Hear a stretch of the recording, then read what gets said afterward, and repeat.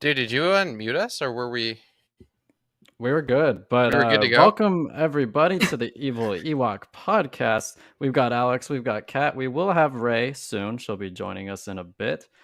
But yeah, it's good to be here. What is up, guys? Who do we got? We got Alice. We got A21. We got the Stanleys. We got Charlie, of course. And then we had Star Wars obsession for a second. He's kind of Gang's all here. following the trends of Alice. And then we got Charlie Hepp. But I think Alice is here. Oh, and then we got Sal, and we got Aiden A. What up? Let's go. Squad it's a pulled up. who's who of everybody today. What up, squad? Yeah, Ray's running a bit late, so when she pops in, we will bring her on in and have a nice little discussion. But until then, we will carry on as usual. What up, Serena? Serena. Let's go. She was on your solo stream, right? Yeah, she was. She was provided a lot of great input on that stream. So much appreciated. But let's get into it. I figured we'd break up the monotony of Bad Batch because it feels like we're always just complaining about Bad Batch. I figured one of those channels. Yeah, I figured we'd talk about an interesting topic that I read an article about today, kind of implying that Yoda isn't like the greatest dude there is. And I wanted to get your guys' input on that because I think there's some merit to him not being like a good guy like through and through. Oh, meaning he has like a little bit of dark side flowing through his veins? Is that what we're talking about? Not necessarily like I don't. It's up to your interpretation, but I'm more of the viewpoint that he's just kind of a stubborn old man. Yeah, yeah. He's old grandpa. Pull up the article though, because it makes some good points. You should highlight some. All of right, the points I will that do it that. Makes. Then I'll ask you guys about it. Okay. Can you see this? No. Interesting. I'm sharing it. Why isn't it working, Alex? I don't know. Where's our article? It worked before. There we go. Okay, something just happened. All right, so let me zoom in a little bit. Can you see? Oh, I saw first. There it is. Okay, let me get rid of all that freaking ads. So basically, we should just make our own news site and just not have ads. We should cut out the middleman. Yeah. Basically, there's a new comic, Yoda #3, where it looks like an alien warrior named Bree as a fierce warrior. He, I guess, gets Yoda's lightsaber and like kills somebody with it, and then Yoda leaves the planet for decades. And it seems like Yoda leaving caused problems for his people. And the point the article makes is that Yoda hasn't aged at all because he lives for like 900 years. And this dude is like Breeze, like lived an entire life since then. And the article is saying like some Star Wars fans have accused Yoda of being out of touch regarding the galaxy at large, and this appears to be a textbook example. Yoda doesn't appear to understand the impact he has on Bree, yet alone the planet, and for good reason. Yoda has most likely seen hundreds of Brees in his life, and while he certainly cares for the well-being of all beings, he may not understand they have a smaller worldview than he does. Yoda has seen the rise and fall of the Jedi Order, but large events leave a bigger impact than smaller ones. Yoda surely means well, but there's simply no way the long-lived Jedi Master can even think like everyone else in the galaxy with human lifespans.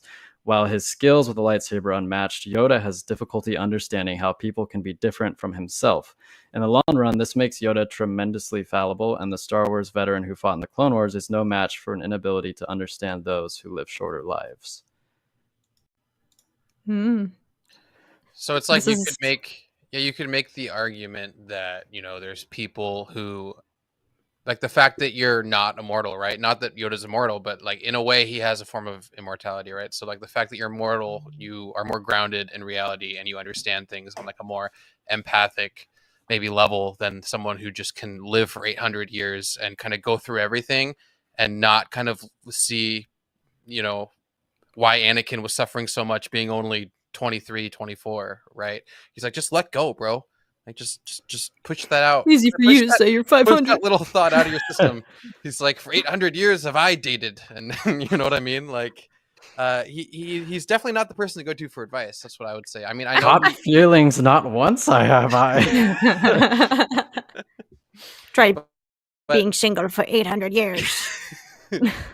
Yeah, it is an interesting topic because it's not something that everyone talks about. Everyone just kind of rides off Yoda as like as Well, I he's don't know the who. goat. I don't know who said it, but they say like, yeah, he's like the Hagrid or the Dumbledore of Star Wars or whatever, right? And no one kind of Good looks deep allegory. into his character, right? And this is like kind of a good kind of opinion or approach to actually drive some discourse. I'm curious, Kat, what do you think about that? Because it's definitely something. I love this is not a dig at the writing because I think it's hysterical. I love that he opened by saying some fans have accused Yoda as if he's aware. Fans slam Yoda for taking all the way to Supreme Court. Yoda. I'm sorry. That's me pointing out that I love the writing. I'm not trying to make fun of it. I like that. No, it's kind of you're kind of right. I feel like nobody's ever done a deep dive on Master Yoda. He's almost been untouchable in a way. Also, because of the mystique surrounding him, I feel like everybody's just like, oh, well, he's Yoda. That's all we know. Like, there is still so much unknown about him versus other characters or that his are, I race. guess, easier. Yeah, too, right? Like, yeah. So I guess he has kind of gone by unscathed without people, questioning his.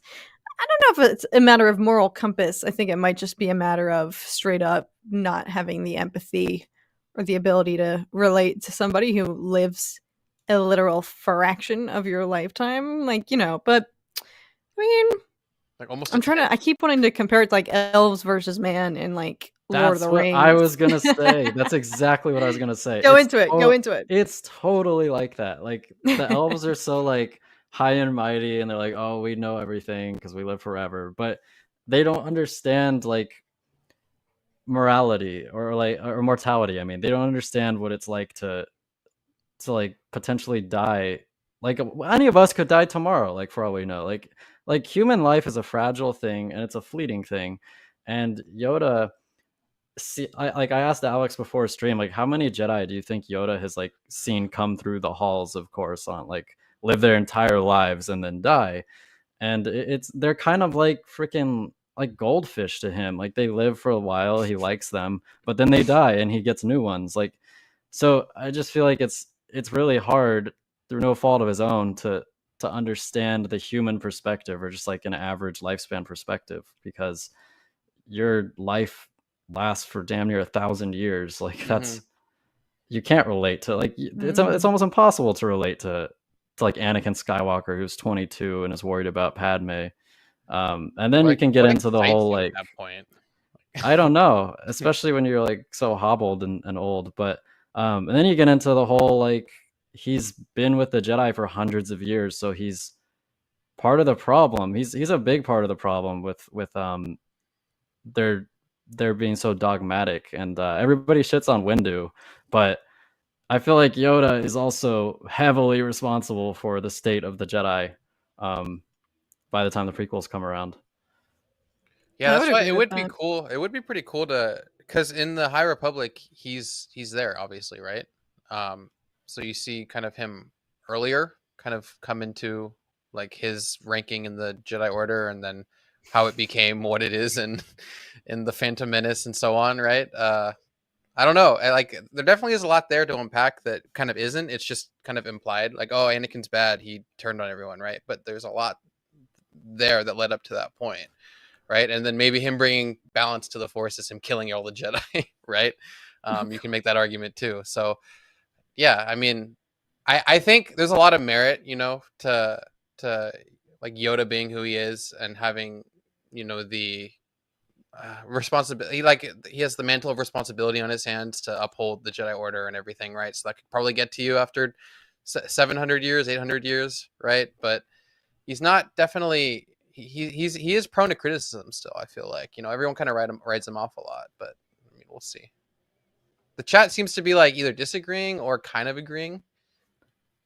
Yeah, I'm not saying Yoda's like Hitler. Like he's not dude. He's not Hitler. Yeah. He was 6 months away from retirement. Drastic. What's that Family Guy skit? Damn.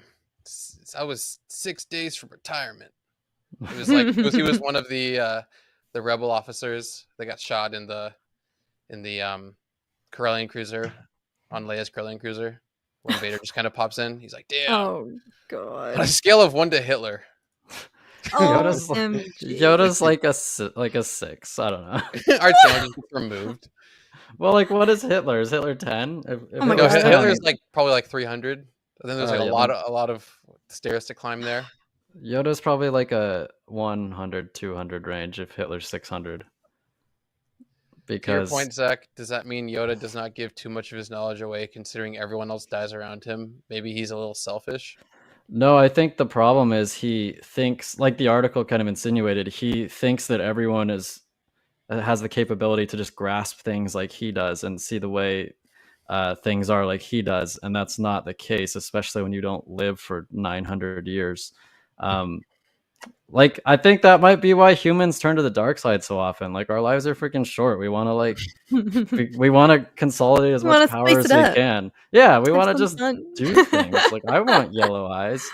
Like, if you knew we could live to like 300, 400, 500, would you even bother? Would you even bother working for like the first 100 years? Like, if I needed money, yeah. Like, would you? What? I just live with my parents? Yeah, you would just be like, you just say, "Hey, mom and dad, look, I just want to play Battlefront 2 for 80 years of my life, or Halo for 80 years of my life." Or I will attest to this. That's a long time to do absolutely nothing. Because when I had the I agree. I always need to do something going around, I was not bedridden, but I was trapped in a room for like my room for like even just 5 days. And after the 5 days, I was like, I can't believe this is it. I have to stop. I need to get out there. I need to do something. So I would definitely, you can only binge so much TV and play video games for so long before you begin to lose it. Yeah, let's talk about this. But I wanted to make a point of that. Yeah, like I've always been someone who, I don't know if it's because, you know, we have limited time or we feel like we're in a rush. Like, being Americans, like, we work more than I feel like most developed countries, at least if you look at it, right? Like, we're kind of in like the workhorse mode all the time, whereas in Europe they get like a whole month or 2 months, 50 days off. Yeah, and a year, and we're sitting here like, well, we get maybe 3 weeks off after working for a company for 4 years or something, right? So it's definitely like ingrained in me to feel like I have to do something or create something or produce something or make something of value every day. Otherwise, I feel like I wasted my day. And it's unfortunate because I wish I could just, like, you know, accept, you know, wasting time, because, you know, time you enjoy wasting is not wasted time. Always remember that. Hey. I've been trying to live by that forever, and I have a big problem with doing that. And I think there's a lot of merit to actually just living life and not worrying about, you know, making a lot of money or working all the time, or, you know, being able to fund outrageous vacations all the time. You know what I mean? Sometimes you need to just make a lot of money, save money, then you can do whatever the fuck you want, right? So it's just one of those things. This is the life. But okay, once they fixed the whole name thing, it's just the whole "the" thing is like really pissing me off. But anyway, there's a lot of "thes" in Wait, real quick, Tom was rewatching one of our streams on Opus, and he was like, "You guys called the Stanleys 'the'," and we were like, "You missed the whole entire joke." Like, he actually straight up thought that we thought they were named 'the'. He was like, "It was actually the Stanleys." We were like, "We know." He like skipped like the part where I started calling him like Tay or Ta or whatever. Yeah. But anyway, I just had to show that. Sorry, Tom. I never thought. Does that say Yodi? It says Yodi. I never thought the Yodis and the Yogis and Mace really made decisions. They take the council's advice, suggestions, and ideas. Do they make singular decisions and make it all follow? Don't forget, all the Jedi were blinded. Yeah, I mean, sure, there was a shroud, but at the end of the day, what they were becoming without any knowledge of the dark side in Phantom Menace was still not where they should be or what a Jedi really is, right? Qui-Gon was even against them before they realized the Sith returned, right? Yeah, and I think the issue is they weren't making decisions, like they weren't governing per se, but they were upholding a way of life that Yoda had become accustomed to for hundreds of years, and they weren't making changes. They weren't developing things. They weren't trying to evolve. And you make a good point about Qui-Gon not agreeing, but he was in the minority, and it's really difficult to kind of reach Qui-Gon's like state of mind when from a child, from the age of a child, you're being told like, this is the way we do things, this is how it's done, you don't do this, you don't do that, think like this, this is how the Force works, this is what we do, we serve the Republic, we go where the Senate tells us to do. When you're being told what to think from a child, most of those Jedi are just going to grow up thinking like Mace and Windu. And so while they weren't governing, I think that they are a big part of the problem.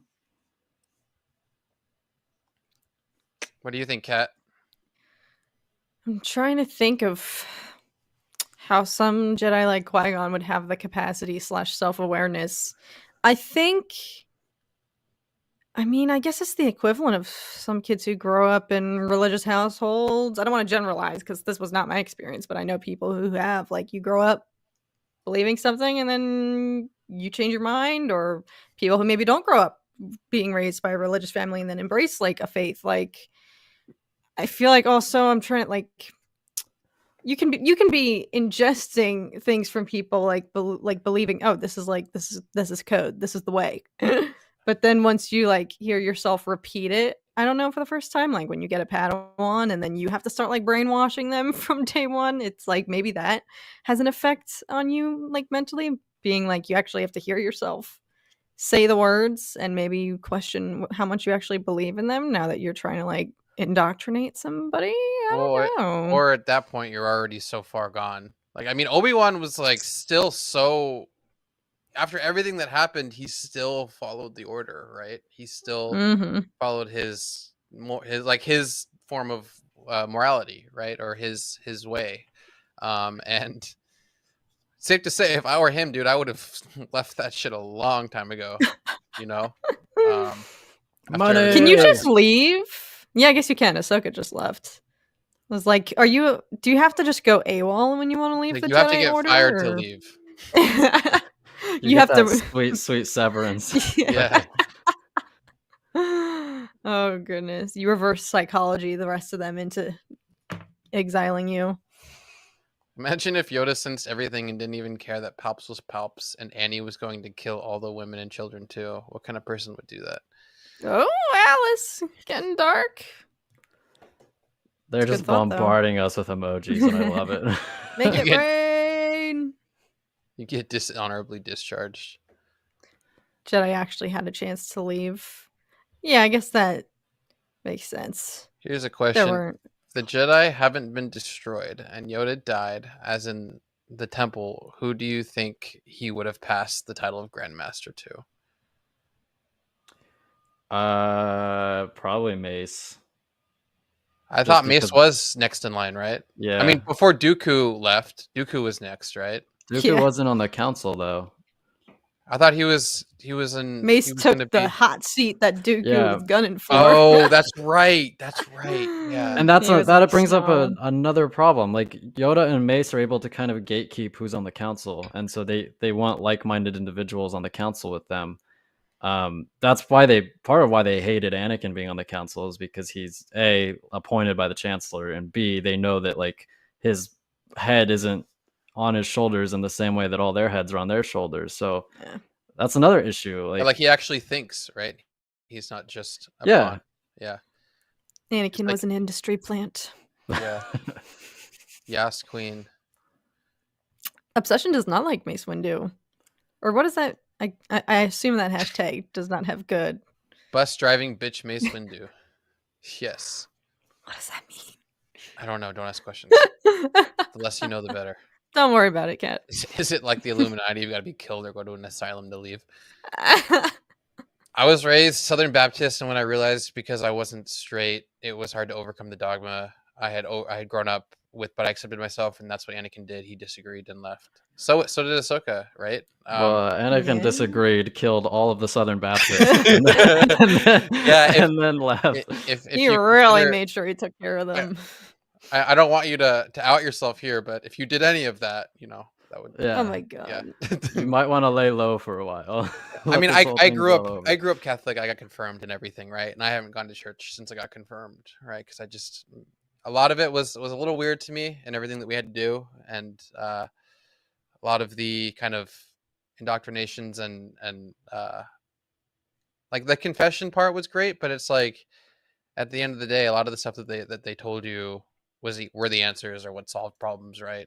Really, it's like, I don't know, like just be a good person, like have good I hope I didn't morality. open a can of worms tapping into that analogy. But Actually, I want to randomly address this. This is a common misconception. There's a lot of art with Darth Bane with a purple lightsaber. There's no looks cool, bro. It looks cool. It does, but he actually does not have a purple lightsaber. He uses a red one with kind of like a curved hilt, according to the Darth Bane books, which is interesting because there's so much art of him with a purple lightsaber. But it's not true, which is weird. But yeah, she said she did not kill the younglings.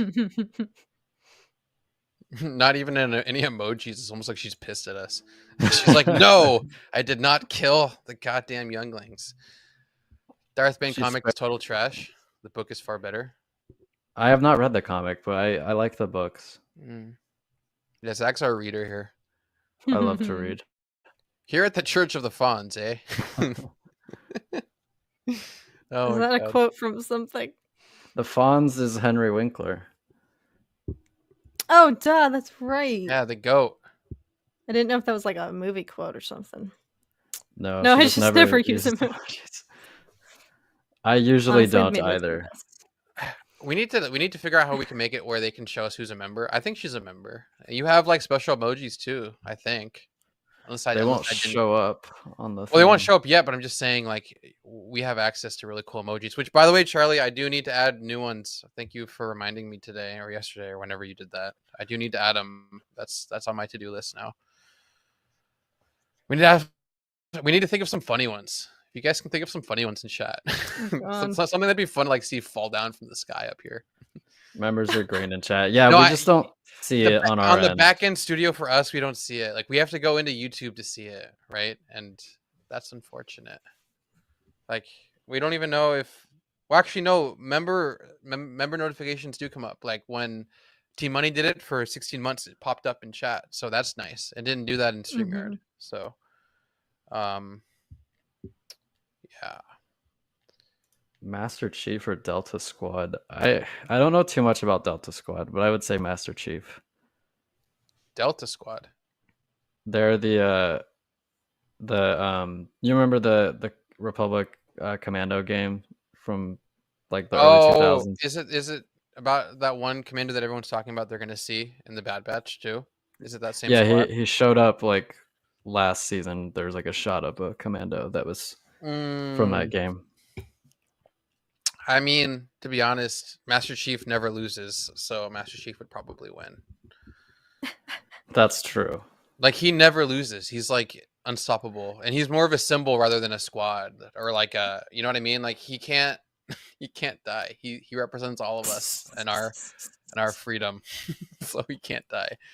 We need an Axe oil emoji. Oh, yes, good call. Just like an Axe body spray. We get sued. They would never care. Oh my god. Are they still in business? No shade to Axe, but they are. Dude, it's like the worst smell in the world. I remember my middle school locker rooms and my high school locker rooms always smelled like Axe spray. And dude. It's like the worst thing ever. Can you just like not spray this? Can you just get fucking like the fresh default like high endurance like roll it deodorant. Roll it on. Get the roll on. Just get the roll on high endurance stuff or the antiperspirant if you sweat a lot, and let it be that. You don't need to spray your fucking like that. What's that? The Pitts chest. What's the famous? You guys remember that? No. This sounds like a guy thing. It was like a it was like a commercial. It was like Pitts chest something, like the way you go, like the cross. And I'm like, I've never done that in my life. I never will, and I don't want to see this commercial anymore. But I haven't seen them in a while, so maybe we are onto something. Or everyone's nostrils just were completely obliterated, and we realized it wasn't good to be inhaling those fumes. Because I know what you're talking about. I wasn't in the guy's locker room, but all of us girls smell it from like braced outside. ourselves. Yes. Anytime that door opened, you were like, "Whoa!" It's kind of like walking into a Dior or something and getting the perfume. I can still smell it. Like like if I think hard enough, I can still remember how like the fumes. It was awful. Oh my god. Thoughts on the Jedi stealing babies? Oof. Well, I mean, technically they didn't steal them, but it is kind of a weird practice. I don't know that I would get give them my while kid they're a young. Yeah. Get them while they're young. We can indoctrinate them. Yeah, it is a little weird. I agree, but I mean, if they're under the guise of grabbing them for a better cause, right? When really they're just pawns in their game. Yeah, well, I did love that one of the latest Old Republic Darth Malgus animations. Show me the baby. Sorry, continue. That had oh my god, I forget what it was called, but I'm sure everyone knows. It's one of the more recent ones where he taps into that Jedi's flashbacks and she remembers about how they took her and left her brother and kind of left him. Not even like, we'll take care of your brother too. No, they just left him for like trash. Or like they didn't even like it kind of when you depict it from a certain way.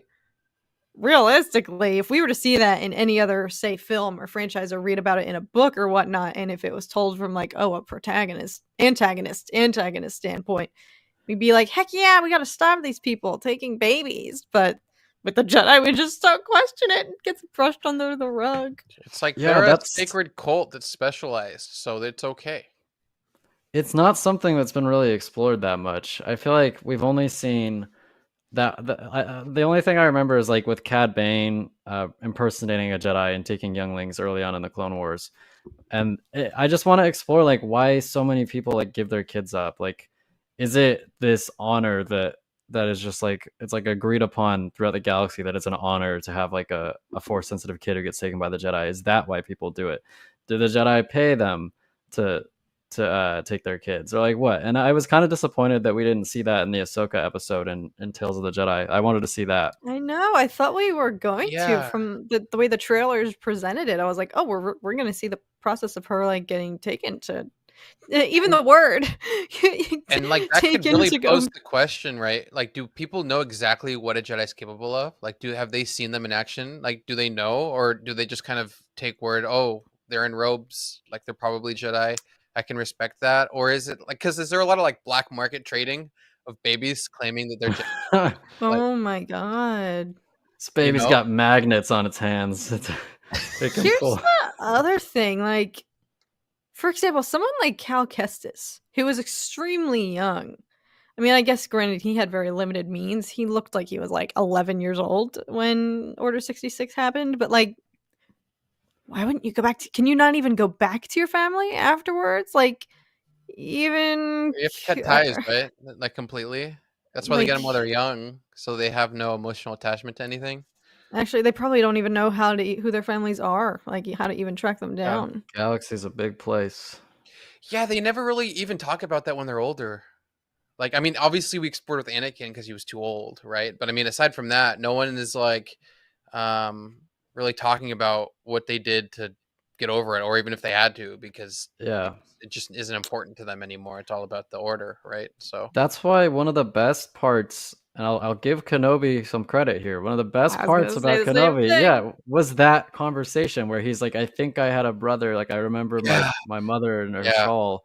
It's like, that was really good. Like, if there could have been more of that in the show, that would have been great. It was power. It was a good moment, you know? Yeah. And we'd never heard anything like that. Like a Jedi talk about, I had a family before. And it did feel a little I had a brother. Icky, like afterwards when he's like, but then I joined the Jedi and got a new family. I'm like, ooh, don't you understand? Though? Like when he said that line, it's kind of like, oh.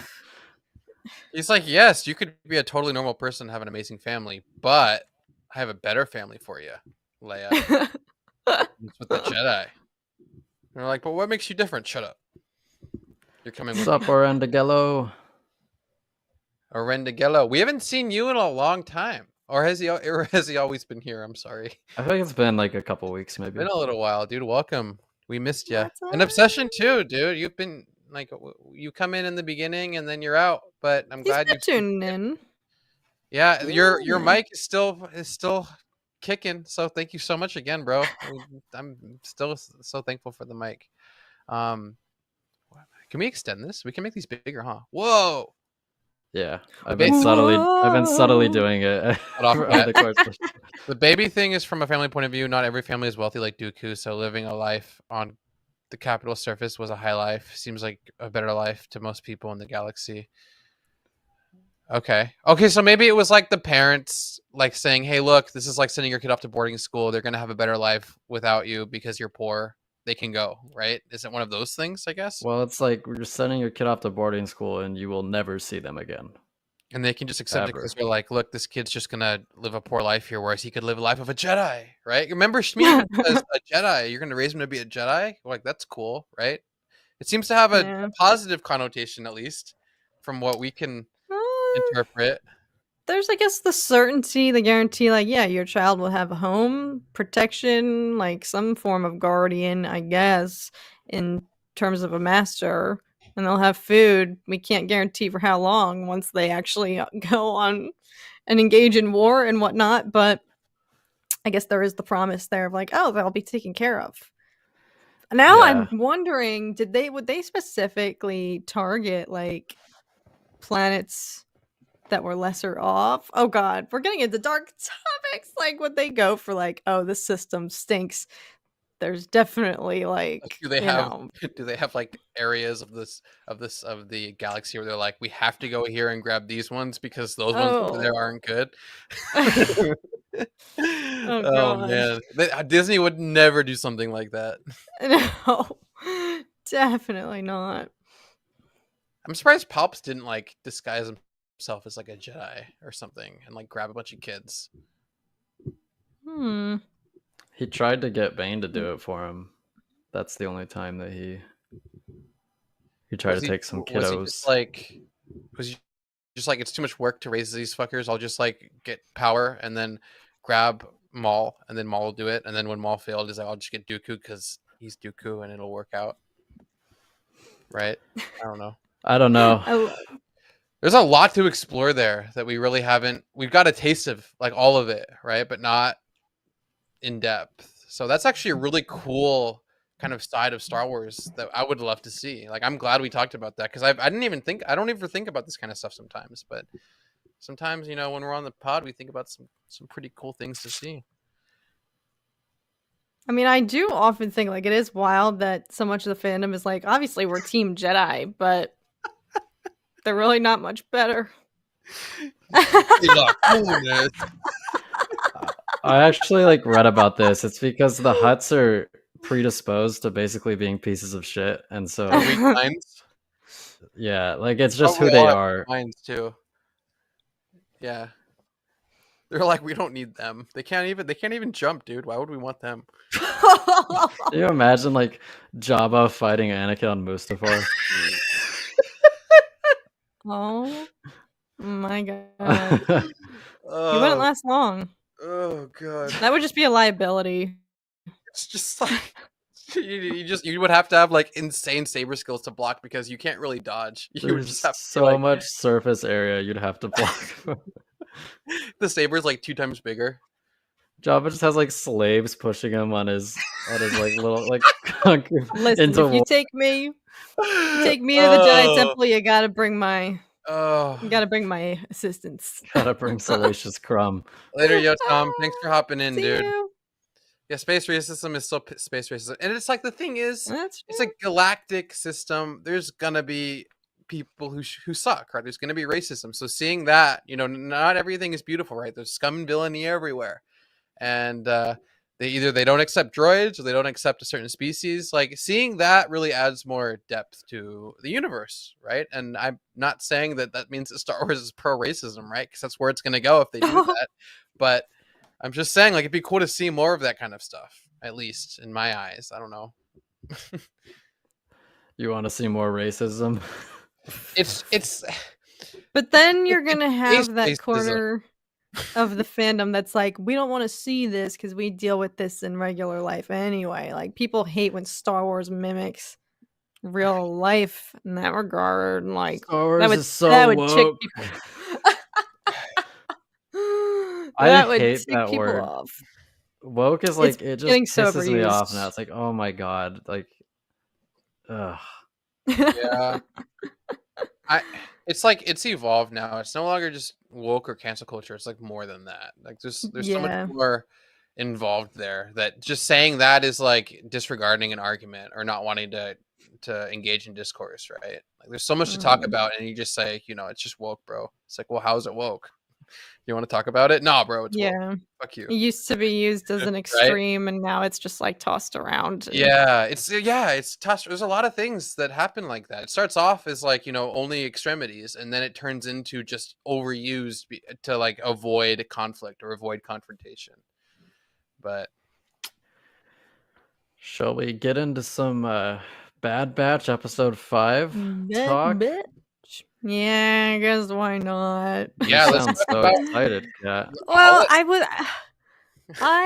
was so okay. Granted, I did like this week's episode more than the previous one, but also at the same time, not exactly, because the previous one did at least a little bit more to plant some seeds for the plot, versus this one again ended up they walked out empty-handed. Like it didn't amount to anything. It felt like, and I was just kind of like, "Ugh, this could have been great," or like I straight up thought at the end that they were gonna show a shot of like the Empire somehow getting to the planet and getting a hold of that giant weapon, because that thing was really cool, and we've never seen anything like that in Star Wars. I don't know if anyone's played the games like Horizon, or I think it's called like Zero Dawn or whatnot. There's like Yeah. several.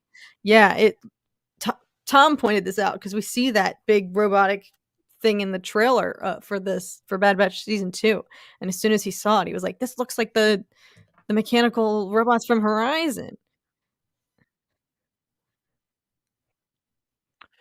Well, not to toot my own horn, but in when the trailer came out, I made a video about it, and I was like, yeah, this is like from Horizon Zero Dawn.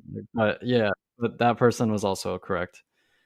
They mentioned that as well. But yeah, so what would you give it 1 out of 10, 1 to 10, Kat?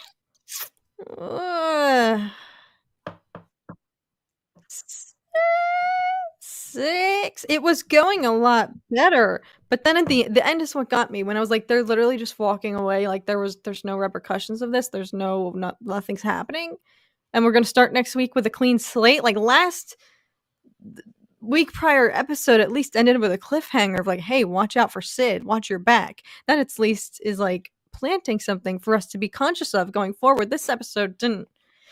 It felt like it was a side mission. It wasn't even a mission. It was literally just for funsies, and they don't walk away with any more treasure. I was just like, I can't.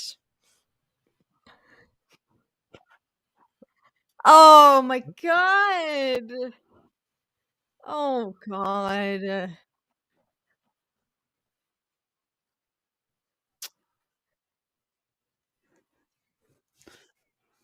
Does that mean we should though? I'd give it a solid Mussolini on the 1 to Hitler rating. Oh my god. Yeah.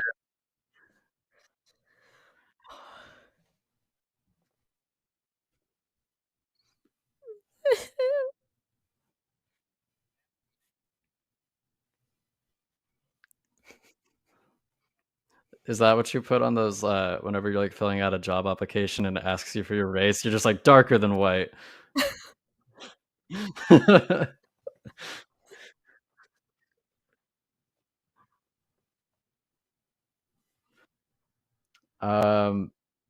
Yeah, I'd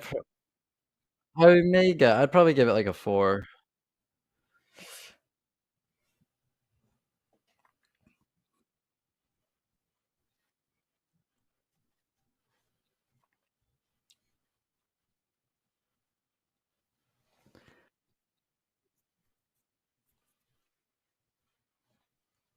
The lore, there was a little bit. I wanted more backstory of like, how did this get, like, how did this get here? Like, yeah, like, I yeah. can't stress this enough. I don't care. Like, I just don't care. Like, I don't care that your only purpose of this episode was to make a Zepho reference. Like, I don't care. I want story. Like, if you can make a Zepho reference while you're telling a good story, I'm all for it. That's really cool. But like, if all this episode leaves you with is like, oh, it was a Zepho reference and I don't know, the music was cool. Like, that's not good enough. And music was great. I will say that. It was. It's been really good this season. But like, I posted this in our Discord, but my biggest problem with the show right now is that specifically this season is that we're 5 episodes in. I'll ask you guys this. What is the main goal of this season? Like, what are our characters trying to do? Like, what are they working towards? 5 episodes in. Can you tell me?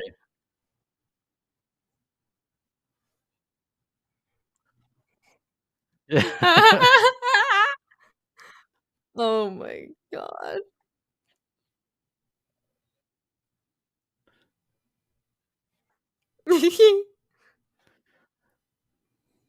Mr. Daniel, welcome to your performance review. Oh my god.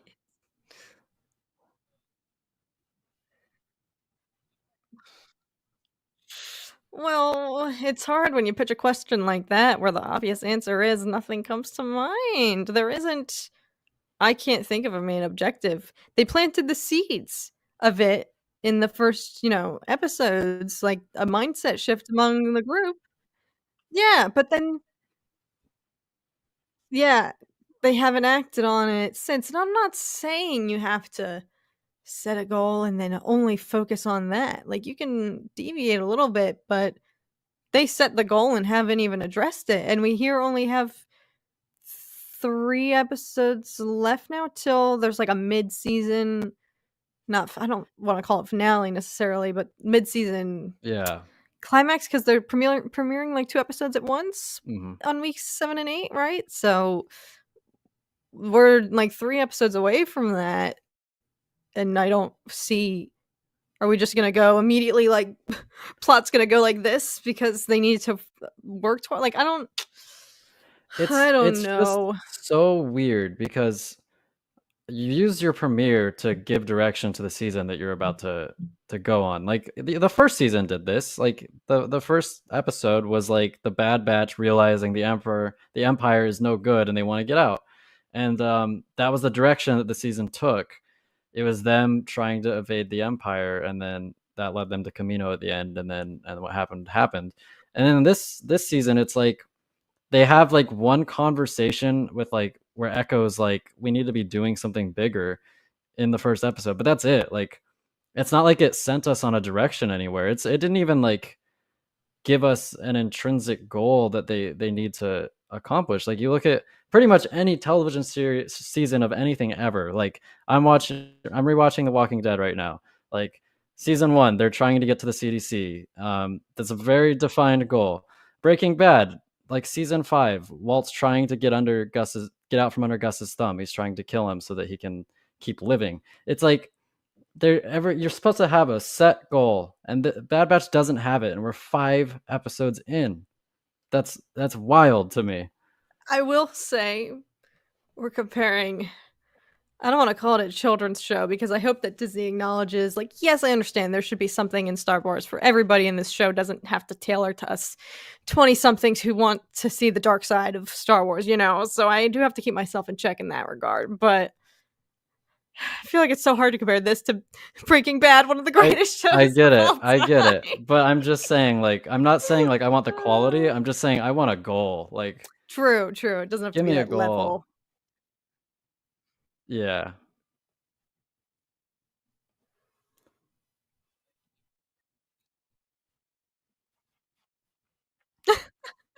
We were so stupid.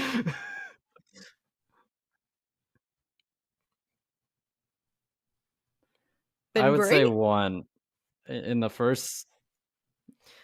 I mean, I think that episode 3, like episodes 1 and 2, they start whispering amongst each other, like maybe we should actually use our resources for good. And then episode 3 shows it from like the clone standpoint too. Yeah. So I think the first 3 showed it a little bit, but then it hasn't picked up since. It's like, remember that conversation we had in episode 1 where we wanted to do something bigger? Yeah, screw that. Let's just keep doing Sid missions. Like that's what they've been like the last 2 episodes. I did See, I saw a really actually good comment on Twitter, and I feel like this person's kind of right. They were onto something because they mentioned, like, the point of these side missions, they're showing that the group is starting to get fed up with, like, Sid. Now, I took that with a grain of salt because I'm like, I don't feel like that's inherently clear because, like, I wouldn't even pick up on that. Like, I'm fed up with the side missions, but I feel like Yeah. it hasn't shown the group. They never have a side comment like this. We're wasting our time. We need to like stop doing this. So that I feel like if that's the goal, they need to express that a little bit more, like versus making the audience sick of all these side missions, but we don't understand that Right. the group as well is sick of it, like putting it on a But trajectory for them to leave. Like, my counter to that would be like, is it smart to have your main problem be that your group is tired of doing what they're doing? Like, you know what I mean? Like, that your group is tired of boring the audience? Like, is that what you should be doing?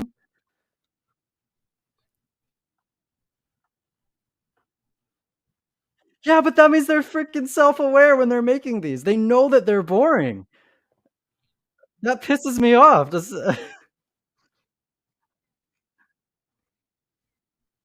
exactly. Like, isn't that insulting to you guys that, like, the creators seemingly know like, they know that the story they're telling is, like, boring the hell out of us, and they're making, like, jokes about it, and they're making their own characters aware of it. Like, so why are you doing it then? Like, God, Sid was such a mistake.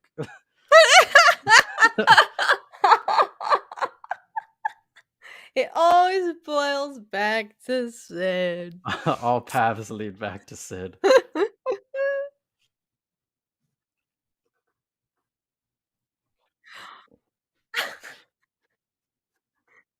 No, because in the Cat and Zach show one week we talked about. I even said, "I y'all know I don't like to."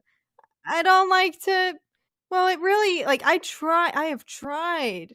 I've even looked inwards to be like, is this internalized misogyny? Like, if Sid was a male character, would I feel this way, or would he be getting away with this behavior? Like, am I annoyed just because she's a woman?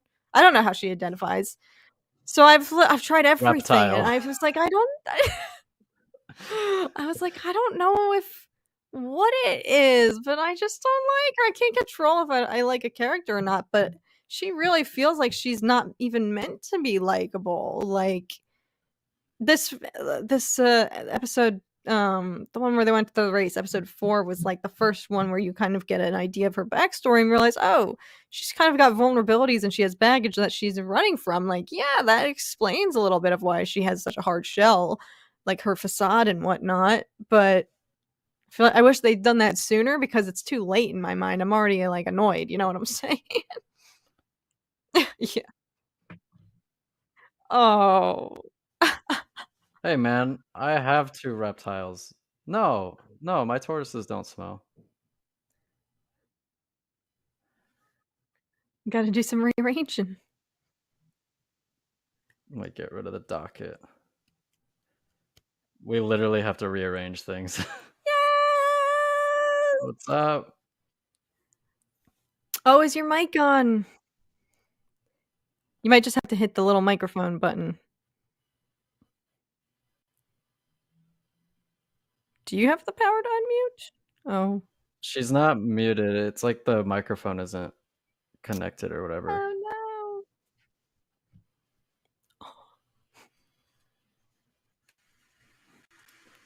So that was Ray Kennex, everybody. That's all she signed up for. Quick cameo. Yeah, we can only afford so much. Oh god. It's out of our budget. Back to the salt mines with us. We gotta go back to Zoom, everybody. Yeah. Forget the lives.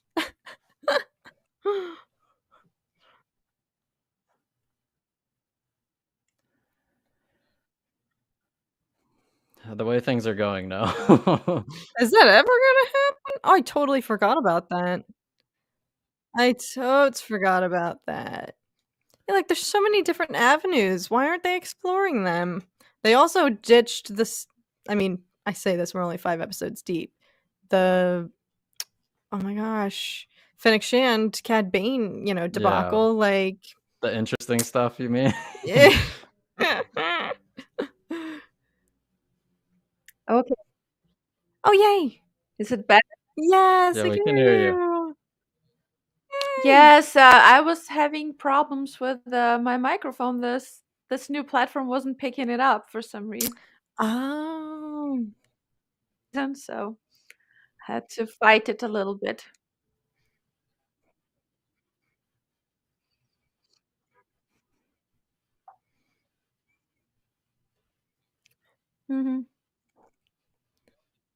It's all right. We made it work. Glad you invited me. Thank you. Oh my gosh, thank you. It's been a hot minute, right? You came on Anytime. last year. Yeah. Yeah.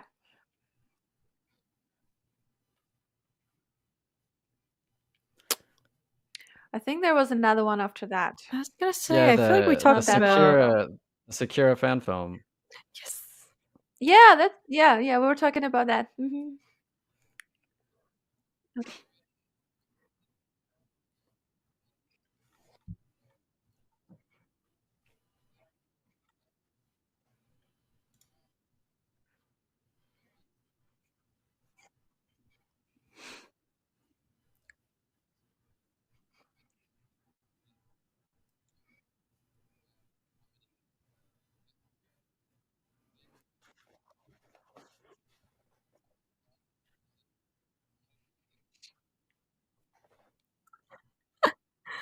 Putting Alice to work.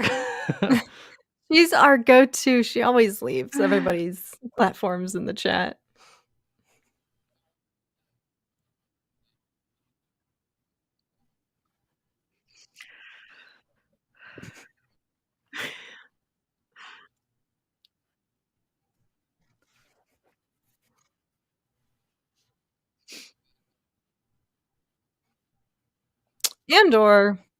Andor.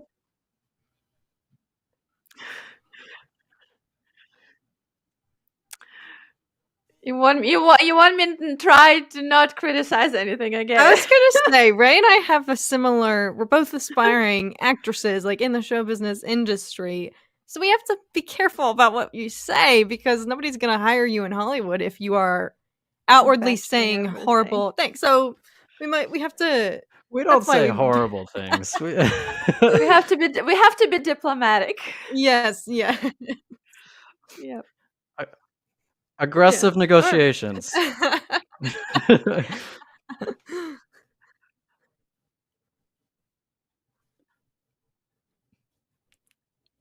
True. You're allowed to be a free thinker. Yes. Yeah. Exactly. Thank you, Kat.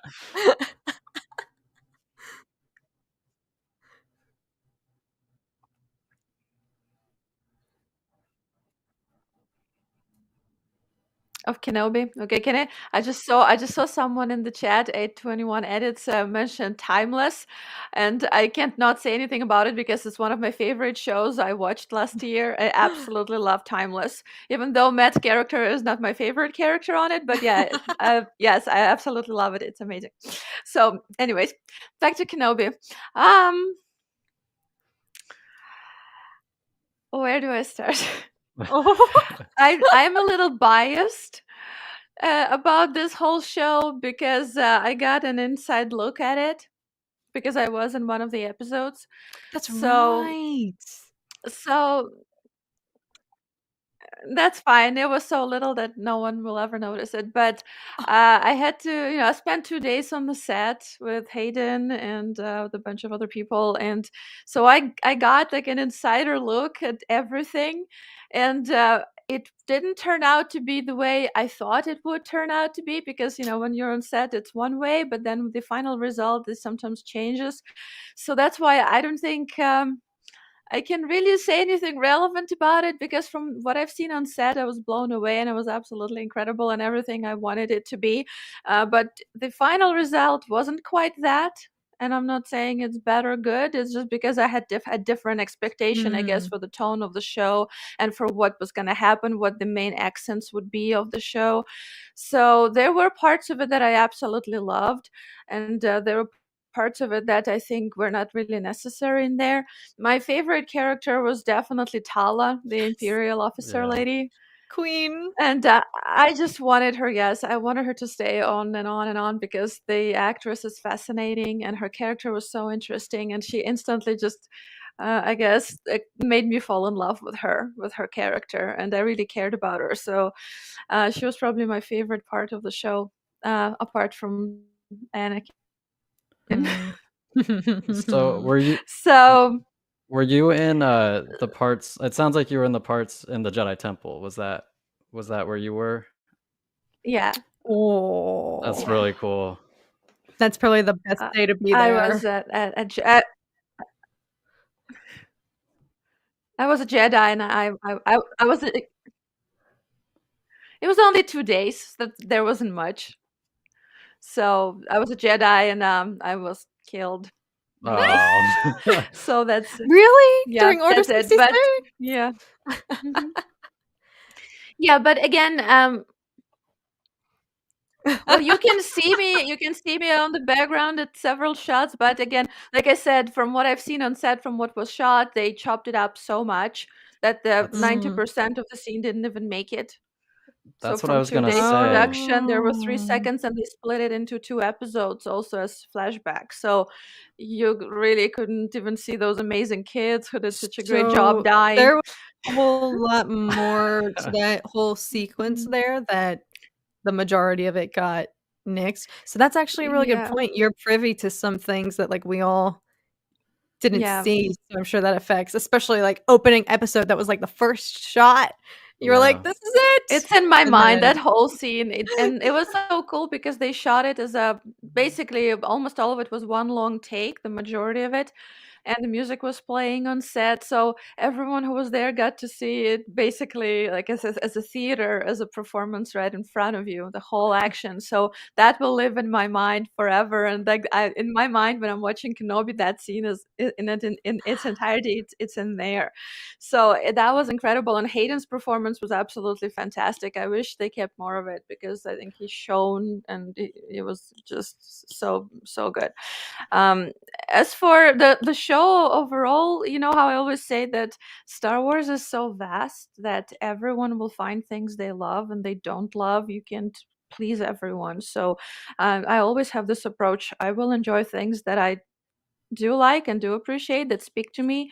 And if I don't like something, then someone else will. So that's totally fine. I had fun watching everybody. I think I would honestly, one thing I will say, I would probably prefer that show to be a 2-hour movie. I think it would have been much better. I don't think you're alone in that. Yep. Yeah, it would have been better, I think. But hey, we got a lot of Star Wars, so we have to be thankful, I think.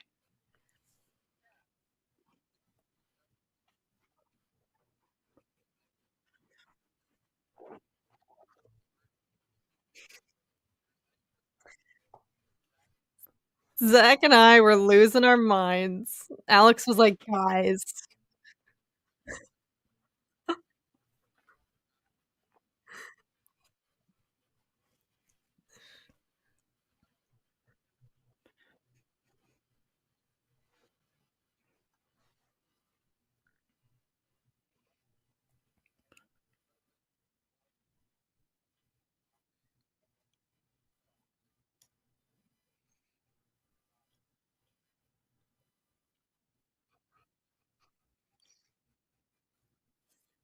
Oh.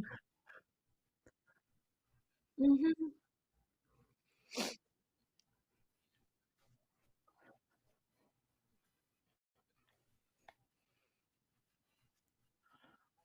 Mm-hmm.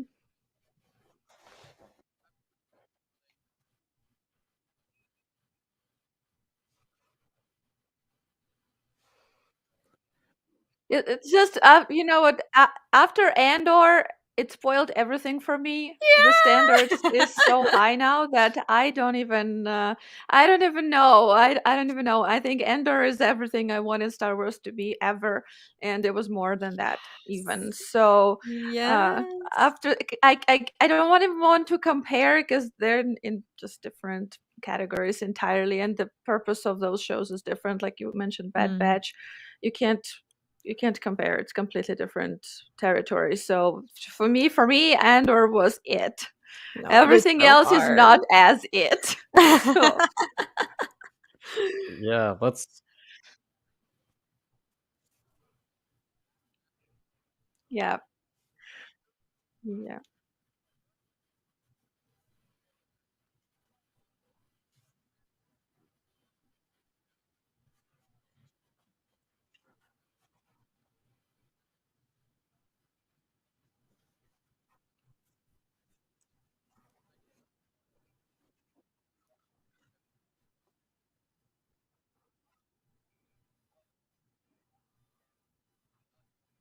Mm.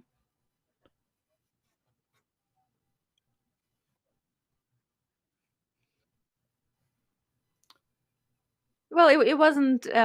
Yeah, it wasn't. I think on the same level. With all of the respect to everyone, but I think that for me personally, I prefer Ender just because of the quality of every single second, of every single frame, of every word, of everything in it. So for me personally, yeah, that Ender is a gold standard, not just for Star Wars, but for film overall. True. If you want to do a show, that's how you do it. So I'm to me now it's like a new media out there that I can look up to and learn so much from, like from everything about it. And Star Wars was always about entertainment. It was never about this kind of masterpiece storytelling. And now they come up with a show, and we're like, "What? This is Star Wars? This is almost like it's almost too much to be Star Wars, but it is." So we were saying the same things. Like up until Andor, Disney Plus shows had a similar caliber, similar feel. And when Andor came out, we were like, you could watch this on HBO. Like this could, it was competing with like all these other major streaming shows at the time. That's so true. I'm in the same boat as you. I'm like, I love this, but now I just want all Star Wars to be this going forward. Yeah, it felt like Andor was the first instance in like all of Star Wars where like it didn't know that it was Star Wars, if that makes sense. Like every other thing in Star Wars, it was like it was aware that it was this big brand, this big franchise, and then Andor was just like so human and so real, and it was like, holy crap, like this is Star Wars, like really? And I loved it.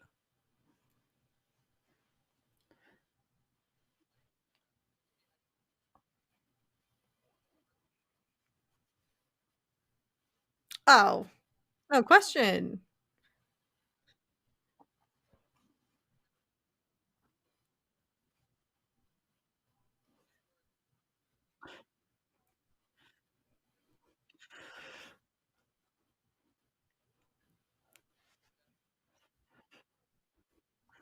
And this stream is brought to you by HBO Max. that's just change. Could you imagine? Oh my goodness. I still need to watch it. You still need to watch The Last of Us, Zach. Yeah, okay, sorry. I know. We'll talk about that later. I haven't seen it either. I haven't seen it either. Oh my gosh. I know. I need to. I was just busy. I didn't want to. Okay. I've heard it's incredible, so I'm gonna watch it. It looked like it's gonna be great. So, okay, what is it? The question. What are you looking forward to most in the Ahsoka show? I'm looking forward to seeing live action Thrawn. Only if it's the same. Only if it's the same actor who did the voice. Only in that case. That's what I'm looking forward to. It needs to be him. It's like he is the voice, he is the character. It's the same with Bo-Katan and everything. It has to be him. So I'm looking forward to that one. You can't beat that voice and that Danish accent. Like, oh, it's so good. No.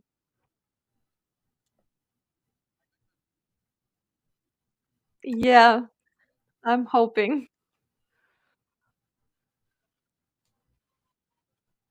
Why not? He fits it.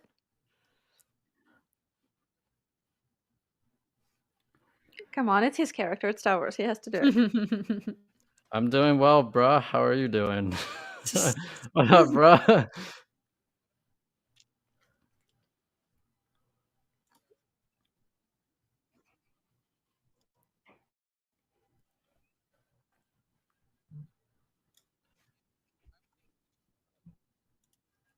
Oh yeah. Mm-hmm.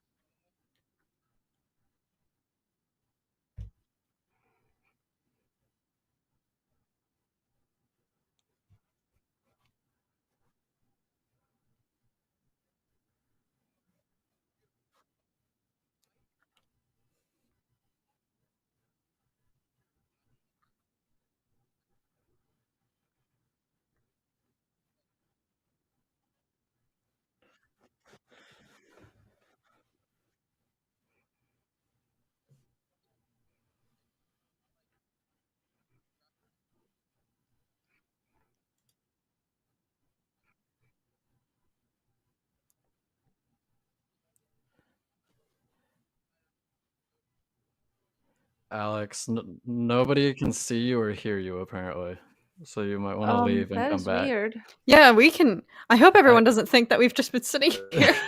We can hear and see Alex. So, apologies. Yeah. Oh, No, he's gone. Welcome back to the Cat and Zach show. Hey! The good old. Let us know, guys, when Alex does return. I guess if they can't see him, they won't know. Sorry, Rats. everybody. Well, anyway, Ray, I want to ask you, because knowing that Ahsoka is like your gal, are you especially, cautious about the Ahsoka show? Because I know, like, if they were to have a show handling like my favorite character, there would be especially a pressure to feel like, please do this right, like please get this right. But because we've seen her in live action a couple times now in Book of Boba Fett and Mandalorian, how are you feeling going into that? I just want to wait and see what they do because it's her story, and I'm curious, obviously, what happens to her story-wise. I really liked what they did with her in the Tales of Jedi. I don't know, for some reason, like animated Ahsoka is my Ahsoka. It's the one I fell in love with. So I care about her. So I care obviously about her whole journey, where she ends up. So that sparks my curiosity how her story is gonna be written. But I don't have any expectations. Like I said, I'm just curious to see what they do and to learn more. To get maybe some more new ideas from that show, from my own creativity. True. So I always look for inspiration if I can find it somewhere, and especially if it's Ahsoka. So there will be something interesting, something meaty. That's actually a really good point. Yeah, you have the added creative side of being able to take that as new material and inspo to work with. That's exciting. Yeah. What do you want to see from the character of Ahsoka in the series? I just want to see Ahsoka. I want to see Ahsoka. That's it. I guess sometimes it can happen that characters change and they no longer have the same heart as they used to. And I just want to see Ahsoka. I want to watch the show and feel like, yes, that is Ahsoka's story. Yeah. It was done with not just, obviously everyone will do their best, but it was done with the heart of Ahsoka in it. So that's my only kind of wish for this show. Oh, that's so the rest true. I know it's in good hands. So definitely. Very true. What's your take on the whole Hayden being in it rumors? Maybe as a Force ghost Anakin. I don't know. It's like for me, in my mind, it's a separate thing. Animated shows versus live action shows, and to me, when they cross over too much, it doesn't work because animation has its own charm and its own peculiarities about those shows. They're so specific, so different, and when you try to do the exact same thing in live action, it doesn't transfer well, especially with something that distinct as Clone Wars or Rebels. So I'd rather them do something different. Like if they try to replicate the scenes from animation, I'd rather not see that because they're already done, they're already brilliant, they're already perfect. So if Hayden is in this, yeah, I want to see him as something new. Maybe as a Force ghost or something. But again, Anakin and Ahsoka, they were together in the Clone Wars, and there's someone in Rebels, of course. So seeing that same thing played by different actors in a different media, it can be a little jarring. I don't know. So I cannot tell until I see it. That's a good point. I'd rather see new things. Yeah, that is a great point. You guys can hear me, right? Yeah. Yeah. Okay. Chat will be the true test. We can hear you. Chat said they could see me, They but can I don't know see if they you. can hear me. I don't know what was going on. So I had like a weird malfunction with my mic. But I don't know if you guys were talking about. You guys weren't talking about Mando, right? We're talking about something else. Ahsoka. We're talking about Ahsoka. You Mhm. guys. So I wanted to ask Gray. In the trailer, you saw the Jedi Temple and you saw the Jedi with Grogu, right, protecting Grogu. Do you think that that's Anakin coming through? Do you think he's going to have his own hallway scene now, or do you think it's just more troopers and it's going to be another one of those hallway scenes that we saw that they already it's shot? Someone else. Is someone else? I don't think it's Anakin. I think it's someone else. Okay. I don't know yet who, but or I'm maybe leaning that's that all way. we see. Maybe that's all we see is just the saber, but we don't see who's behind it because it's assumed. I don't know how they're gonna do it. Knowing them, how they cut flashbacks, it could be half a second of that, and we don't get to see anything else. If they do we that, get to see the rest of again. it in another show in Ahsoka. We see the rest of it in Ahsoka. Oh No, and my another God. shot will be like Barry Sophie carrying Grogu out of the temple. I don't know. It's gonna yeah. be God. something. Yeah. But I love the trailer for Mando. New Mando is so good. Yeah. Oh yeah. We were talking about the trailer. We said we liked the first one more than the second one because of the music. I don't know, because it had like the little Grogu noise. Like whenever like he would talk, there was like that weird little like underlying like popping like chanting thing, and they did that for the trailer, just like really amplified. And I thought it was so cool. It had like that cultish vibe to it. Whereas the second trailer is more like marketing for Super Bowl material, right? I like the first one because it had a little bit more things in there, even though it was shorter. And I guess it took me two seasons to finally get into this whole Mandalorian culture and start to really like and appreciate it. Because before I was just like, okay, Mandos are cool, whatever. But now I'm like, okay, let's find out more. It looks like there's so much lore in there and so much interesting information and stories. So now I'm like, okay, more Mandos. Show me more Mandos. Well, it used to be like a show all about side quests, right? And just being like little Saturday morning cartoons. And it turned into like much more than that, right? I don't know if their intent were to make it into 3 seasons, right? But it obviously is very popular. And Grogu is a hit with everyone, right? And it's great, yeah. Like that formula worked for that show, but it's like now it's kind of evolving into something more. And they do it all the time. They did the same thing with Rebels. It started the first season looks like a kid's cartoon, and then you watch the last episodes and you're like, oh my gosh, what just happened? So totally. That's so true. Like they started as kids cartoons, but we all know it's like 90% of the people watching the show are adults, right? I mean, come on. I guess they keep Wars. doing. Yeah, they keep starting to do it. Okay, we'll make this show for kids, and then as they go, it's like, well, our audience is all grown-up dudes mostly, so they get their analytics back.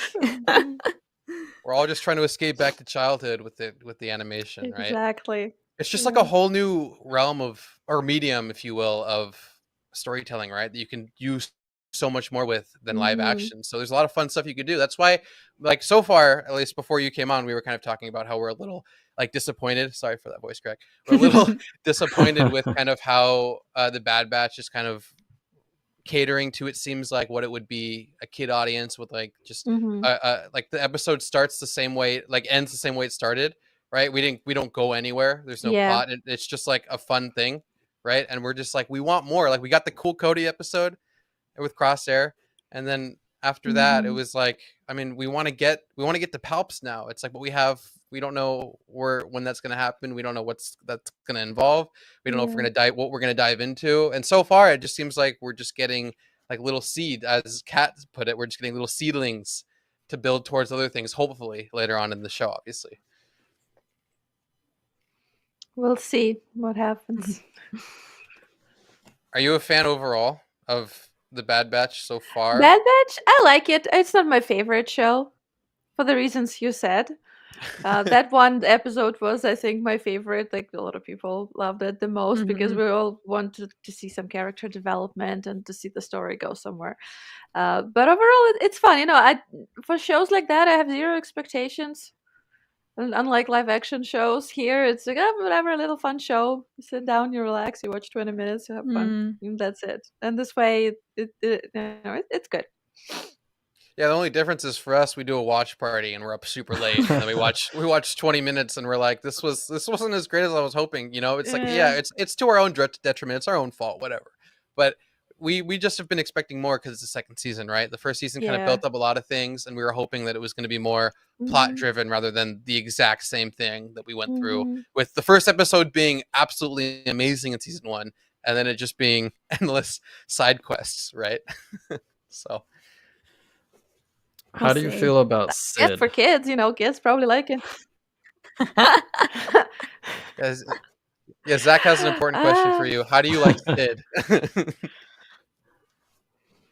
I don't feel about her. I don't know. She's there. That's a good way to put it. Great answer. She's living rent-free in my head. No, I'm not gonna say she's bad. I'm saying that she's there, but we don't know anything about her. She does not do anything actively, so it would be great to, like everyone else, to see some of the backstory, maybe, or see her do something for the story.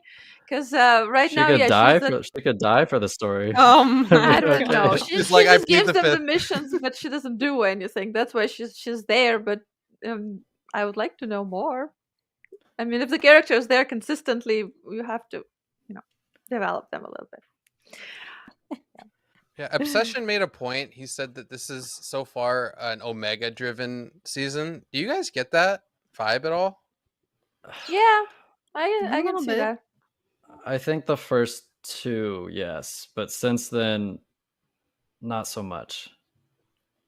Yeah, she With the seems exception like of that 3rd episode. Yeah. But I feel I would say so. She's had more screen time / dialogue this season, I'd argue, than like Hunter. Echo. Oh, that is true. Yeah, that's Hunter's a good point. been super sidelined. He's barely been in it. Yeah, Stallone isn't getting his limelight. Can have everyone shine. At least they finally showed some tech. I'm like, yeah, finally. Yeah, that's true. That's very true. Yeah, we got an episode with Tech showing his finesse in almost everything. What good he is in everything, pretty much. It's really awesome, actually. Yeah, only unfortunately it was they were trying to save someone who they owe a debt to, which was kind of like, whatever. We don't like Sid, so we would have just rather than been like, all right, later Sid, peace out. We're heading off to a different planet. We don't owe you money anymore. We're gonna go do our own thing. But they save him, and then at the end, the person, I don't know what the big dude was like, but he's like, you owe, like, they saved your life, and then she's just like, I'll make it up to you at some point. Right, and it's like, how about you just give them their debt? Like, I got a coupon to Burger King. I'll give you. Or something. Well, she's shiesty, and he kind of hinted at that, like, she's not as good as you think. So, yeah, they were trying to humanize her a little bit, or give us more of like an empathic view of her. But it's like, I mean, at this point, I kind of want to move on a little bit and get somewhere else. Personally, like, there's so much more to explore in this era, right? It's like a lot. It's a lot of fun to dive deep. Tech is going to die when a character gets lots of screen time in a show. You can do in they usually die. We'll get the idea. They're focusing on. We get the idea. Tech. Yeah, they're focusing on Tech, so he thinks he's going to die. I hope not. I hope not. He's Probably a not. fan favorite. I'd rather them kill Sid. Yeah, I will say. Yeah, Zach's been on this train since the season started, so. Poor Sid. Oh, God. I've been leading the kill Sid movement. Lizard eyes. Instead of human eyes, yes, lizard eyes. Oh, God. Lizard eyes. Literally. Okay. So we obviously talked about how Endor is our favorite, but I wanted to say, like, do you feel like, what I want to ask you specifically, what about Andor, I guess, stuck out to you the most that was like, okay, this is like a high grade show. This is something that Star Wars should be. What is it about it? Like, for people who maybe like subconsciously can't quite figure out why it's so good, what is it about the show that grabs you? Is it like the characters? Is it the writing?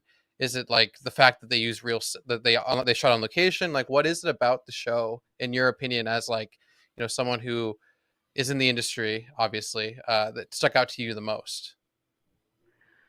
Honestly, with a show like that, for people who are not in filmmaking, so there is an usually in a film there's usually some discrepancy between the quality, right? Sometimes you get incredible film the cinematography, right, but the acting might not be as good, or you have great acting, the story is not, like writing is so, but here everything is consistently amazing. And I think this is what was the most striking to me, that the writing was incredible. First and foremost, I always pay attention to storytelling, and storytelling is a complex thing. So in a, like, let's say in a perfect world, when you tell a story via film, all of the elements play into that story. And again, I'm explaining for people who are not in filmmaking. So all of the elements help tell the story. It's not just the writing, it's location, it's the choice of color that you show on screen, it's wardrobe, it's of course actors that you pick, it's music, it's tension, it's pacing, it's editing. So literally every single element will help tell the story. And here in Andor, everything supported the story. If you watch it even second time, you will see how those little things in the beginning, the planted little hints, they all play off in the end. So it's really a master class of how you tell a story in film. And I think to me it was not just one thing that stuck out, because there was no one thing. Everything was working together on this high level of really literally masterful storytelling. And well, if you like, ask me for my personal preference, I always love good writing. When if you see a lot of scenes when they're talking, the dialogue, you want to go back and listen to it again, because they never talk directly, it's always subtext. So they have one conversation, but there's another conversation happening right underneath. And the writing is number one. Of course, second is the acting, because how it was done, it was so real, but at the same time so Star Wars. So those two things are always my favorite. That's when I make my own stories. Those two things are like the main ones I try to pay attention to. But like I said, it's just the consistency of every single element on such high level all the time. It was great. Of course, there's taste. So taste-wise, did you prefer this type of storytelling? Is it too slow for you? Is it too dark for you? Is there not enough humor for you? It's all personal taste, but I'm just judging it without being attached to the genre. I'm just talking about it, being completely unbiased. Someone even who doesn't like the genre, even who doesn't like Star Wars, can watch this and learn so much, because to create such characters, especially, I don't know, Mon Mothma and Luthen stood out to me the most. Create such characters in this world, so deep and so nuanced and so complex. It's really a teamwork of everyone who created those. Even the freaking framing, if you look at every single visual metaphor, like when Andor is in prison and then it cuts to Mon Mothma standing framed in her beautiful apartment, and it's the same prison, and you understand these people are in their own, and it's so many levels. I can talk about it cross-cutting forever. and parallel editing is insane in this everything is show. insane. Yeah, I can talk about it forever. We can just have 2 hours me talking about it. But anyway. Yeah. Well, yeah, no, I totally want to build off that point of, everything's great, but the writing is impeccable, right? This is probably some of the best writing we've ever seen. And I wanted to highlight Nemix. I always called them Nemec before, and they were like anemic. What are you saying? And it's like, no, but Nemec's manifesto is like some of the coolest kind of like real world implementation, but also it still feels like Star Wars. Like, how there's all these arguments where it's like, I don't want politics in my Star Wars and all this shit, but it's like, this is like a fine line between just, it's very bare bones and not specific, but it kind of gives you that vibe of, we are the rebellion, we are going to rise up, and this is what, like, the clever use of verbiage and poetry, like in the underbelly of the rebellion, is what started all of it, right? Because we just know how the rebellion already exists at that point. They're already fighting the Empire, right? We don't know how it all started. We don't know how, like, what minds were involved to actually get it involved. And like, we see Mon Mothma handling the financing and how stressful that is, right? and then we get into just the geniuses that are at work like behind the scenes that no one's ever going to hear about, like Nemec and like the whole crew with the heist. And it's like, this is just it's so visceral, it's so real, and it feels like you're there with them, right? Instead of just like a cheap like throw off of a famous character that we all know, right? I'm sure everyone else could maybe agree at some point whether or not, but it's like, this is just something that resonates well with most people. And like the arguments that a lot of people make that didn't like it is that it's too slow. But it's like, if you just like sit there and like not complain about it being slow and just listen to what the characters are saying, let alone like the Imperial officers, get off TikTok, people. Get off TikTok. Yeah, like the officers alone. I mean, me and Zach and Kat have talked about this a million times. The officers alone are like competent. How many Imperial officers do you see that are competent, right? Like they know how to work like the room. They know how to like actually figure out what's happening and get from plan A to plan B without like fumbling over their words. They're very confident. It's something that we've always needed and we never got to see. And Andor literally showed us that. And this is real danger in that. Yeah, and this is coming from Tony Gilroy, who isn't even a Star Wars fan, right? Like quotes, right? And it makes you think, should we have people involved in the IP who aren't fans so they can bring their own view of the IP and good storytelling? Like, I don't know like what it is that we're supposed to go. And I wanted to ask you that next question as well. Do you think Tony Gilroy should be more involved in other projects moving forward? Or on top of that, should we kind of look more like when they're hiring to people who aren't just like married to Star Wars, and that they might not produce the greatest product because it's just kind of a formulaic at that point. It's not like a multifaceted story that they would tell if they weren't Star Wars fans. Because like if I'm going into like a franchise, for example, if I'm not like, say I'm not a Harry Potter fan, but like I kind of get like the general consensus, and it's like I want to make like a series because I'm like a world-renowned film director for, let's just say I'm Tarantino, like I created, I don't know, whatever, like those kinds of films. They wanted that kind of style coming in, but I've never seen Harry Potter before. Should they hire someone unrelated to the IP, or should they just stick with like I don't even know. Like I wanted to ask you that question. Like what should they do? That's a good question. I think it all depends on the person. Because with Star Wars, I think more than probably any other universe, it's that intuition thing you have. Sometimes you just feel the universe and you sense it even without being the fan. You can kind of resonate with it and vibe with it, and even if you've never really were involved into it much, you still can nail it because it's in your brain wave. You know what I mean? And for some people, like if I try to, I don't know, if I were to make a Blade Runner movie, it's totally my jam. You know, I would do it not because I'm a fan, but because I sense it. Same with Star Wars, you intuitively understand it. And if you ask me to make a Marvel film, I would have no idea if it would be good or bad. I would not trust my gut in it because I like it, but as a fan, but I don't sense it as much, so I wouldn't be as confident. So I think it's the same thing with Star Wars. It's not about whether you're a fan or not. It's whether you sense it and your intuition can guide you in that genre with this kind of stories. And there's so many stories you can tell. There's so many different ideas and ways to do it. Like Endor for me is like, if I were making a Star Wars film, I would want to do Endor, but again, I understand that I have to know which story is it, will it fit that vibe, because the next fan film I'm making right now, you probably don't know, but it's in the works right now. So it has Mandos in it. Ooh, so we're doing some Mandalorian stuff. And you have a teaser for us? No, I don't have a teaser. No, we haven't started shooting. It's just all for production. I'm just casting and doing all of those fun things. Yeah, but it has some Mandos in it. I'm just saying. I'm not gonna say when it's gonna be in time or where, so no spoilers.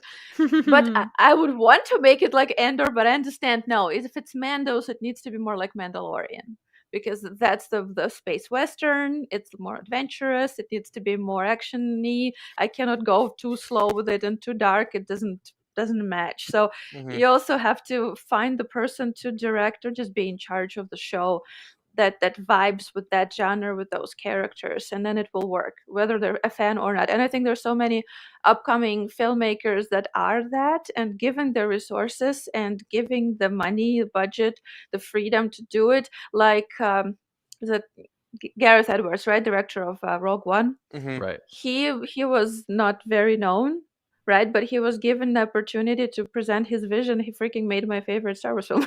So I think that it all depends on who it's gonna be. Like if Quentin Tarantino was to make Star Wars, I don't know, probably not be a good thing. Yeah, I think it's also a fine line because it's a question of whether the director can sort of like, I feel like you do have to, like, if you're super like Tarantino, for example, let's take him.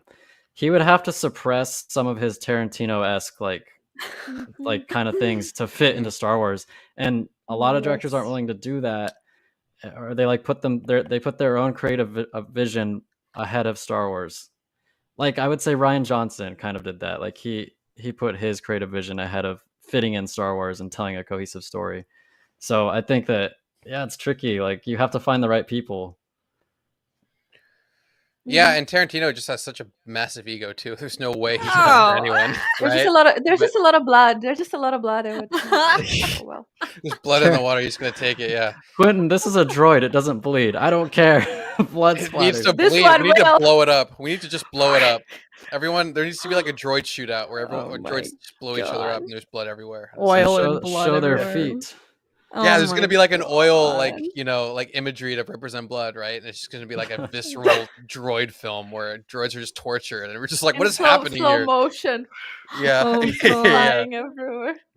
While the droids are talking about like a Royale with cheese. Yeah, I know. Oh my goodness. You know, I actually just realized, you know what we haven't talked about yet that I totally spaced out on? We didn't talk about Book of Boba Fett.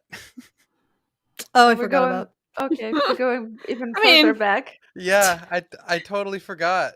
I think it kind of falls under the same category though, right? As Kenobi, except it kind of shoehorned in a couple of unrelated characters at the detriment of the show, and that was kind of jarring. At least, I mean, it was cool, but at least from our perspective, from me, Kat, and Zach's perspective, we're like, why are there two? Why is there a Mando episode? Yeah, it was a big thing. Actually, I do have a complaint about that one because I didn't want Grogu to come back so fast because the whole Mando's journey was about getting Grogu to a Jedi, and he came back so fast it almost negated everything else. So I wanted for Grogu to stay a little bit aside, and if Mando comes along and helps another Mandalorian, Boba Fett, with his stuff, great. It's just I was not ready for Grogu to be back. And those episodes, I think they're okay, but they really did take away from Boba Fett because we only started to get into him, and his whole backstory with Tusken Raiders, I think, was incredible. Was my favorite part of the show. I loved it, and that ended pretty abruptly. And I was hoping it would go somewhere, like he would help them, or they would help him, or something like that. Yeah, but then it kind of Mando stole the show because his episodes were really good. But I think that stuff should have gone to Mando season 3. That's a long time Robert Rodriguez hater. Shockingly, I hated Boba Fett. Oh. Yeah, I mean, as a kid, Spy Kids was great, right? And then Shark Boy was great. And Alita Battle Angel was insane. What are you guys talking about? Oh, he did that one. Yeah, we haven't seen that. I heard. You should watch it. It's so good. Okay, it was Alita wild. is incredible. It's a wild movie. Okay. But it's so good. Okay, I'll take your recommendation. I didn't know he did that. I just reference the old stuff that I saw when I was a kid, and then I was like, if that translates over, have you seen? This is unrelated completely, but have you seen the Ant-Man trailer? Does it kind of look like Spy Kids, or you haven't seen? I don't watch trailers. Oh, okay. They said they used the volume for it, and I was like, I see it. It looks like they used the volume. It even looks worse. Like, I don't know. There's a time and place to use it, right? Mando used it great. Other IPs that are using it, it's just not working for me. Game of Thrones, House of Dragon used it for the dragon, like the flying sequences. Yeah, and that looked great. And is it just like user error at that point? Is it just like they don't know how to use it the right way? Like, I'm just so confused. I don't know, because like Mando uses the volume and it's brilliant.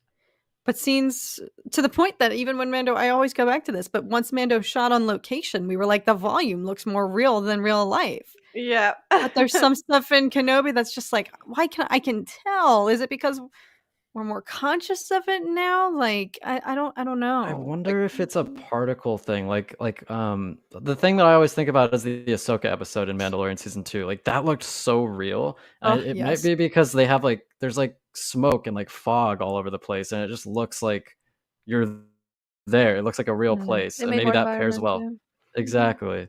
And like I can't think of any instance in Kenobi where that was true, because they were in like Fortress Inquisitorius, which is just like hallways and stuff, and then they were in like the Paramount backlot fighting Vader, like Alex said, and it just there wasn't any like unique location that like Mando had with Ahsoka's episode. I will argue Daiyu. Daiyu was cool, pretty good. Daiyu did look pretty good because it's so busy. Like that actually felt like there were sets for that. Almost, I don't know, but I think it works better when there is busyness or something going on in the backdrop versus the Kenobi final fight, which had a much more simplistic landscape. Like, well, like when you're in Times Square, it kind of feels like you're on a set because it's so bright and you're just like, what? This is like, it's like midnight and it's like daytime. True. There's a lot of like cool lighting you can do with that kind of stuff too. That's why I was always a big fan of Daiyu, but the whole purpose of Daiyu was just so quick and so like weird, along with so many other things. But I mean, well, whatever. We could talk about it all day. I just like think the argument with the volume and between using the volume and just actually shooting on location, there's a big difference in how you use it, right? It depends on like how expansive the story is, right? Like if they shot Andor with the volume and like the background was like it would feel closed in, it wouldn't feel as expanse. And like we need to have, when there's a story that calls for it, shoot on location. But when like you can get away with just having like an intimate moment where it's just like with Din and Grogu, as Mandalorian did so well, right? They used the volume a lot and it worked. Like we didn't even notice it. We didn't even know it was a thing. Really, I didn't until they talked about it, right? And then later on, once your eyes start getting used to like looking at the backdrop and looking at the background, it's like there are moments. I don't know if they necessarily used it here, but like with Cad Bane when he walked out, right? If you look really closely, I feel like they probably used the volume there for the background, right? But it was okay. It wasn't terrible, but you could still kind of make it out to be, that virtual reality processor that works so well. And as much as I loved that scene, I just felt like, the more we shoot on location, the better it's going to look no matter what. And we can't like separate the two and like just use the volume for everything now. Like there's no way that's ever going to be a thing because we're too smart now. 4K is too clear. Yeah. 8K, it's going to be even clearer. And then we're going to be able to see everything, right? CGI has to be top notch. Right. And then that's another argument you can make about CGI artists not getting enough time to finish their stuff, all that jazz, whatever. But I think it's wild that the volume wasn't used at all on Andor. Like they didn't use it at all. Yeah. Well, practical. I'm curious if you're allowed to share, Ray. What was the set like when you shot with Kenobi? If you're allowed to share, no worries. Yeah, I mean everyone knows it's the volume, obviously. So so you were in the volume, okay? In the volume, yes. It's so they have not just one volume; there are several. So I think the one that we were in was one of the smaller ones. So part of it is an actual set, like the floor and the columns, all the front. Cool. That's all real, and then the back parts are the screens, so the volume fills in, and since it's further away, then you cannot tell because it all blends. And when you watch on the monitor real time, it's already all done. So oh my God. The director and everyone, when they watch the playback, it's all already how it's gonna look superimposed. OMG, that's so neat. But you can't see it as the performers, right? Is it just like blue screen or this is or screen, did you okay. That makes sense. And then they project images too on the back. So it depends. Like I wasn't looking much around me because the moment the camera starts rolling, they activate a whole bunch of lights and everything starts lighting up. So some parts become the screen, the actual image. Some are left green screen and they're imposed in post production. So there's a lot of technology that goes into it. So I guess every shot is different. So that one, I think that the temple worked really well because there was depth of field that was very prominent. Like the whole floor was real, and then you have this whole colonnade. Colonnade, is it what you call it? Like a bunch of columns. So that was all real. So it felt like it was it was really there. And versus if you just have a smooth semicircle backdrop and then they put some some props on the front, it's more noticeable this way. Like there's no perspective. Yeah. Yeah, it might be a depth of field thing, really, when you think Yeah, about it. that Right? too. Like if the character's too close to it or whatever, you can really notice it. Or if Mm-hmm. he's not far away or he's too far away, it's just like it doesn't maybe compute with the eyes or with our brain, right? Or something. And I mean, it's still relatively new, right? They're still figuring out how to make it better. But just the fact that it's game engine software is like the coolest thing. Like it moves with the camera, all of that, as if you're shooting on location. It's such a cool concept, right? But it's like the time and place is like the result. But we've now gone an hour and 40. Are there any last minute questions the chat has, or even you guys, Zach and Kat, you want to discuss anything before we close out today? Did you get to interact with like Hayden at all while you're on set? Not much, because you're Yeah. you don't want to disturb an actor, and it's such an intense scene, and he was very much in his own zone, and so we just said hi basically. He was like very apologetic for murdering me earlier. OMG, you got murdered. Yeah, it was not. I would not call it an interaction, but maybe in a different circumstances it would be something else. But like I said, when I see actor in the zone, I know not to touch them, not to disturb them, unless they talk to you because they feel like it's so. When we had an interaction, that was from him, not from me. And that set, you usually can read the set, and that set was very much like we were running a little behind too, so everyone was like very tense. And everyone was very on point, like no second is getting wasted, so you had to be focused, do your job. So it was not really like a relaxed chatty day when everyone gets to hang out and talk. So it was very much like share a cup of tea with Obi-Wan, talk about gossip, you didn't get any of those moments. It was all business. I didn't see Ewan McGregor on set, I wish, but I could watch him forever. I could watch him just sit there and drink tea for hours. It's amazing. Yeah, when we met him over at Celebration, Amanda, my girlfriend, gave him like a big hug, like because she's like, we only get, because when they do those photo ops, they only give you like 2 seconds or 3 seconds, so she gave him like a massive hug and like held up the line, and I was like, why can't I wish I could have done that. Like looking back, I'm like, I was like too nervous. I was like, I wanted to give him a hug too, but it's like she's like that kind of flamboyant type, and she got to get away with it, right? Whereas if I would have done that, the security would have grabbed me and probably thrown me out or something, right? I'm like, Obi-Wan, I love you, Ewan, I love you. Kiss my cheek or something, you know what I mean? It's just like one of those things where he really has that star power. You just love the guy, right? He's just been so many things unrelated to Star Wars, and that's so cool that you got to just be on like a set, like let alone probably being right next to Hayden, and then you got an interaction with Hayden where he apologized for killing you. I think we all wish we could have had him apologize for killing us. I would get murdered by Hayden Christensen any day. Well, I don't know who murdered me. I had a whole bunch of marks on me that were attached. Right. So there were clones. There were just a bunch of things. Yes. That's awesome. That's just so cool.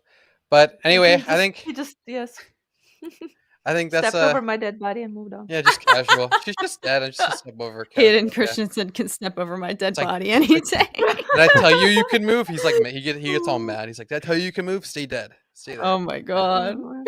But anyway, yeah. So we're approaching 2 hours. Thank you, everyone who's popped on. If you have any last minute thoughts, questions for Ray, she has a YouTube channel and Instagram. I will actually I'll just share. If you're not already following her on Instagram, first off, do that for sure. I highly doubt that. I'm sure a lot of you already are, but if you're not, Insta right here, amazing cosplayer.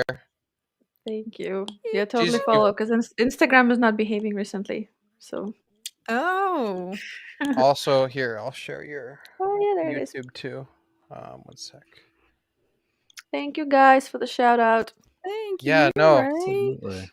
This is I think Sakura is your most popular one right now, right?